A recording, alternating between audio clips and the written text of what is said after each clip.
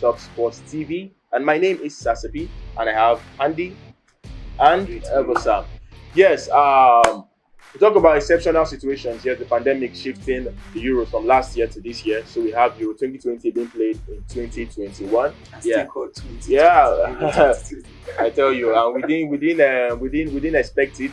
But it's what happens in life and in football. You expect the unexpected. Now, talking about expectations. Now, this tournament has seen wonderful teams win it. And I think we'll have about 10 teams, 10 different winners. Yeah. And then maybe this year we'll have a new winner, or maybe one of the old winners will add to the trophy cabinet.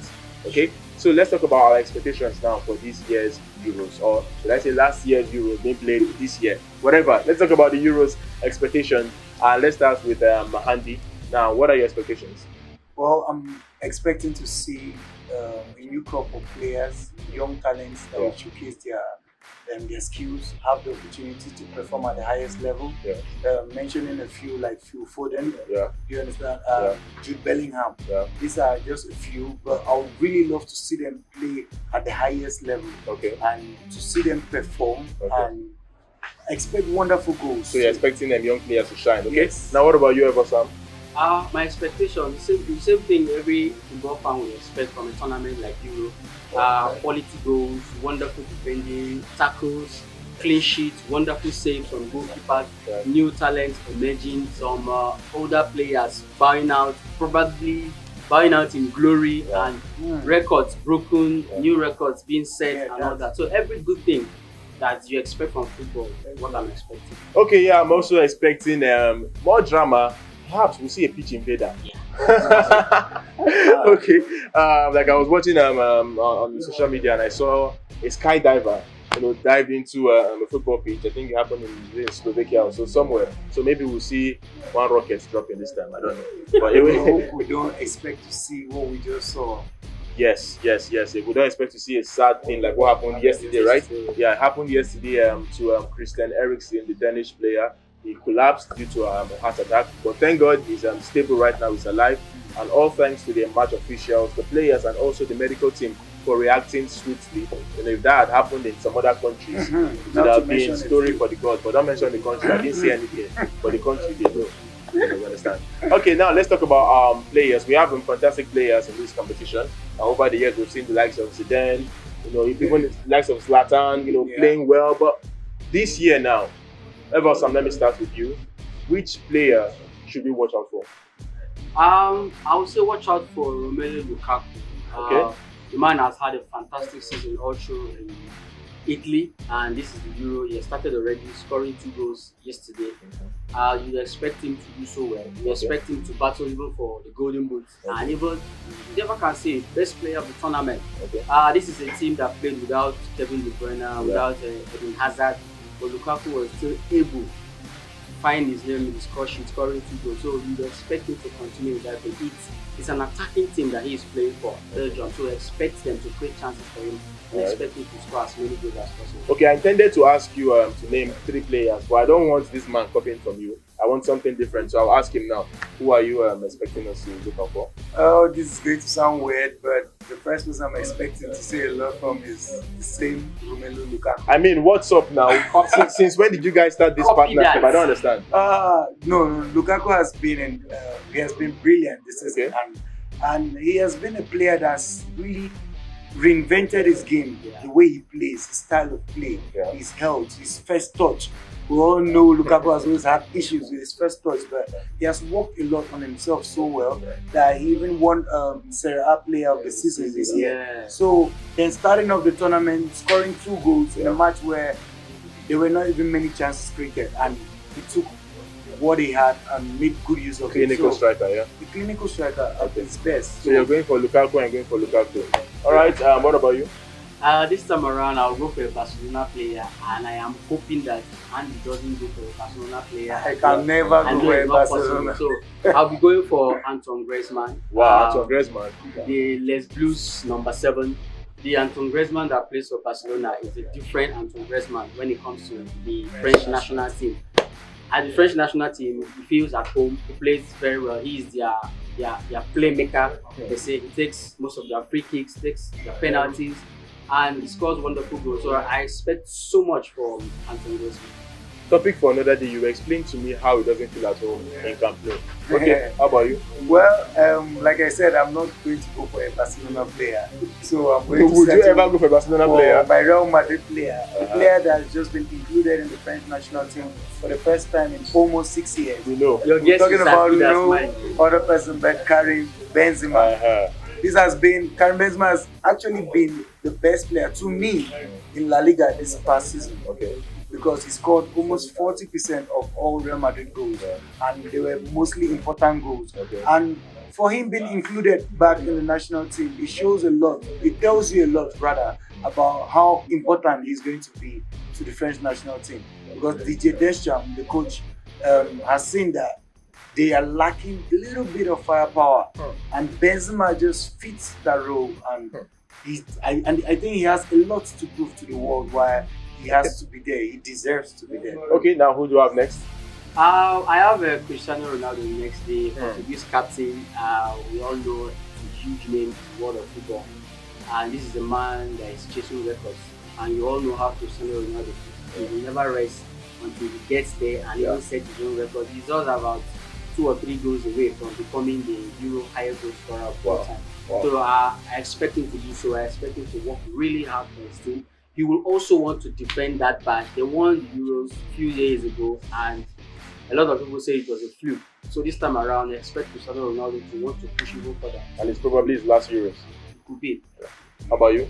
Don't tell me Cristiano Ronaldo. No, I wasn't going to. I was actually going to mention that it might still not be his last Euros. Yeah, we know how fit. We know how Ronaldo is more like a Terminator. Yeah, but talking about chasing records, I'll be calling or mentioning another player that's actually been chasing lots of records. I'm talking about no other person but Harry Kane. Wow. Yeah, the PFA Golden Boot winner this year, the World Cup Golden Boot winner, and I believe he would definitely want to add the European Golden Boot to his name.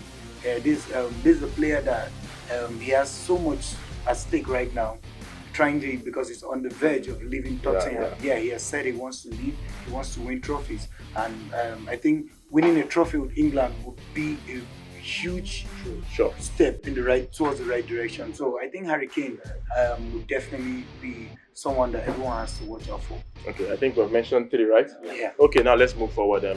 Great players that you're expecting to come out, and let's go down to the next one now. You know, we've seen great teams come out to play, but we've also seen some teams who we actually lower our expectations on, but somehow they tend to surprise us and just star in the tournament. So we want to know now, which team is your underdog rather? My choice is going to be a bit controversial because it's actually a huge national team, a team that has won a lot.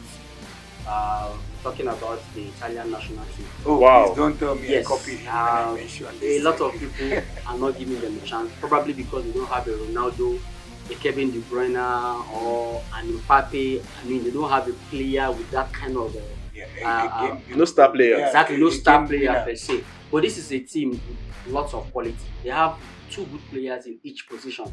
The team that have not considered a goal in the last 10 games. They won every single game of their qualifier. They have not lost a game for 2 years now. Yes. And so it's not a team to just look down on. So I expect the Italian national team to be the team to surprise everybody. Now, should I ask you, because you said it already, you want the Italians to be your underdog? They are actually my underdog because most people haven't been talking much about the Italians when it comes to mentioning people that they see as favorites to win the trophy. But when you look at the Italian national team and you look at how Roberto Mancini has really worked on the team, they've become a team with so much balance and structure. When you look at the 2 centre backs, talking about Chiellini and Bonucci. Someone called them the ancient of days of defenders. Like you rightly said. And you look at the team, the midfield, you have Jorginho that just won the Champions League. It's a well-balanced team with Nico Barella. Locatelli. And we're not even talking about Verratti yet. Oh, we haven't even mentioned Verratti. Yes, and we're talking about the attackers too, Insigne and Immobile. These are 2 really brilliant attackers. So when you look at the Italian national team, I really think they're a balanced team. Okay. And I think because of their failure to qualify for the World Cup, so a lot of people have tend to forget already about this former world champion, former European champion. But I think this tournament is where they get their mojo back. Okay, to get their mojo back in this tournament, according to Andy. Now let's go down to flops. Yeah, we've talked about teams that we have low expectations on, but there are some teams that we just raise the bar, raise the expectations on, but somehow they just tend to underperform. So yeah, I'll start with you, Everson. Tell me now, which team do you think will flop in this Euros? This is going to be difficult, but the only team that comes to mind for me is the Netherlands. Wow. The national team. This is a team that before Coman left was doing really, really well. But somehow after Coman left, they've been very ordinary. And with the loss of what's it called, Van Dijk, I don't think they have proper leadership in the team. And so they've been a bit spineless, if you ask me. I don't think they have enough to do too well. It's a team that is neither here nor there. A few good players here and there, but as a team, and with their manager, no much believe in him, right? It doesn't ring a bell. Okay, all right. Now, what about you? Well, me, I'm going to go for the Spanish national team. Wow. And please don't tell me it's because no Real Madrid player was included in the team. I was about saying that. That is one of the reasons, I wouldn't lie. But secondly, if you look at the Spanish national team, their best generation, I think they've grown past their best generation. Okay. And when you look at the Spanish national team, well, I'm sorry, no disrespect to Traore, but when you see players like Traore in the Spanish national team, you wonder what is happening. Ahead of Real Madrid players. Ahead of Asensio. Traore scored just one goal this entire season. Something tells me Andy is deeply praying for Spain to fail. There's a little bit of sentiment. Are you fasting right now? Well, I am not saying I'm praying for Spain to fail, but I believe that they will fail. Now let's go down to the next one. Now let's talk about the favorites. Now, who do you think will win the Euros? There are a few good things there that everybody believes will win the Euro. One of them is the Netherlands. Did I say the Netherlands? Well, so who? I'm sorry, it can't be the Netherlands. Okay. I'm actually talking about the Belgium national team, the Red Devils. I expect them to be in the mix. They are the number one ranked team for a reason. Yeah. A solid team with quality players from midfield to attack, defense. Solid goalkeeper as well. Their goalkeeper was the highest, highest clean sheet or best goalkeeper, whatever, for last World Cup. Yeah. So and even last season, expect him to want to do more, and who doesn't want to win the Golden Glove or something? So it's a very solid team, all-round solid team. So Belgium for attacking you. football. Belgium is one of them. We have the France. Pick one. Pick one. Pick one. Let's take that. No. Okay, now Andy, let's go to you. Okay. Who do you think will be the favorite? Well, my favorites, I'll go with the French national team. Okay. One, for the fact that they got to the European Cup, the Euros finals the last time, and they hosted it, and everyone hoped that or expected them to win, but they ended up falling short just at the final. Okay. But I think with the inclusion of Don Karim Benzema Oh, God. and the way France has stepped up with the likes of Kylian Mbappe being world-class players that have grown from their world triumph down to this tournament, and I don't see any weakness in that French national team. Okay. So I think they can adjust themselves if they need to play possession-based football. If they need to play a counter-attacking style, they can. They have the team and the players for that. They can play. You have to just mention the wonderful N'Golo Kante. Okay. So when you look at that French national team, I don't think so it's France. It's France for you. France. And for you, it's Belgium. And half of France. Wait, half of France. let's not go into that. Okay. I was supposed to say France, but for some time now we've been copying each other, and I don't want to copy Andy this time around. But you spoke first, remember? Don't worry, forget about everything I said. Okay. I think because Andy is saying France, I'm Okay. going to cancel whatever I say. You said Belgium. Belgium is one of my favorites. and you're going to copy But the France. second team I will go for will be the Italian national team. Why are you acting like this, man? Like, there was this joke I had. Somebody was asking for direction, and he asked somebody, and he told him, go front, C2 row, take anyone you like. So you just make up your mind, okay? Who Young is man. your favorite? Now, I haven't given my opinion since we started, but I have to say something strong. A lot of people have been tipping France to win it. Yes, they are the world champions. They've got players, like 2-3 players in every position. But I think the introduction of Benzema to that team will cause a serious unbalanced. Like This is a controversial statement. it will affect the team. Now, Giroud has been there for a purpose. Giroud is not your star player. It's not your orthodox striker. But Giroud has this thing about him. He has this presence that is actually deceptive. Most defenders tend to underrate him. They see him as an average player. Let's not. But he creates. He helps the team. He creates the space for other. Like look at the last World Cup. He didn't score a goal, but they won it, and he started every game. So if Benzema was taken to the World Cup in 2014, Giroud was there. Giroud was coming from the bench, but they didn't win the World Cup. But when Giroud started, they won the. Now I'm not siding Giroud. I'm just giving. Actually, I'm just giving you the facts now. Like in a way, it's a question. Yeah. Like Giroud came in and he played every game. He didn't score, but they won. But Benzema played, he scored, but they didn't win. No, but with Giroud, it has been working. It has been working with Giroud. To 2018, you'd notice that there are lots of different players were not there. There has been some transitions. Yeah. But left to me, I think it will really unbalance the team. I don't see them playing the way they will play because I feel there'll be more attention on them. I think I think Deschamps is someone who loves Giroud. In the last World Cup, the first game against Australia, he started impacting up top, and we have what's it called, Dembele, right? Yeah. He didn't work out well. Switch And brought Giroud, and as soon as he brought Giroud, everything changed. Look, even with Benzema on the team, he could start Benzema, and if he doesn't get what he wants, he bench Benzema. So a quick question now. A quick question now. If you were Deschamps, or who do you think Deschamps will start? I think Benzema was included in this team for a reason because he's definitely going to start. Okay. And a reminder, Benzema has not been playing for France, not for footballing reasons. Okay. So when we talk about Giroud, we should also still remember that if Benzema was actually allowed to play for France, probably France would have even done better than they did. But I don't see anything better than winning the World Cup. So. All right, no problem. Only time will tell. But left to me, I still think France won't win the Euros. And I think one team that a lot of people are not looking at is Portugal. We forget how good they are. They don't play flamboyant football, but I think Portugal can go all the way and retain the championship. Now let's talk about the final one. The highest goal scorer of the tournament. Lukaku. For you? How about you? Romelu Lukaku. Oh God. God of This Lukaku. doesn't feel right. But Okay. I have to. Now, why Lukaku?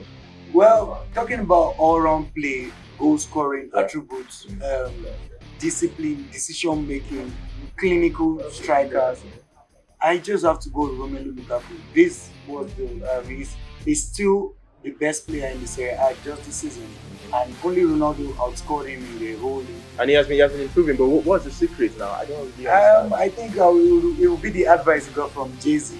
From who? who? From Jay-Z, the Wait, music mogul. Yeah.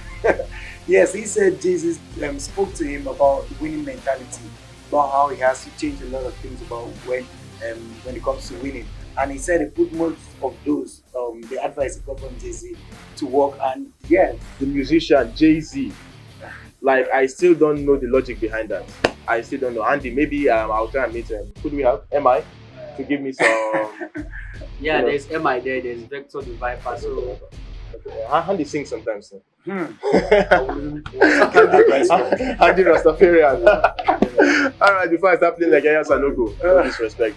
Okay, guys, and that's all we have for today on Sub Sports TV. Yeah, please feel free, from what we've talked about today, give us your comments in our comment section. Just let us know the teams you think are the favorite, who you think will win it, the highest goal scorers, the underdogs, the teams that will flop, and all. Just let us know in the comment section. All right, and please do well to follow us across all our social media platforms, and also give us a subscribe. Subscribe to this channel, please. We need it. All right, and you also need it too, because we'll be feeding you with beautiful content. The Euros continues, and we shall be watching more matches, and we'll get reactions from fans, and yes, to be exciting. So stay tuned. All right, my name is Sasepi. Once more, I've had Handy and Ever Sam. stay strong, Ericsson. Yeah, Ericsson, stay strong. I believe he's going to come back and play. Sure. Yeah, he's gonna come back. And imagine Ericsson scoring the free kick in the semi-final. Yesterday was Touche.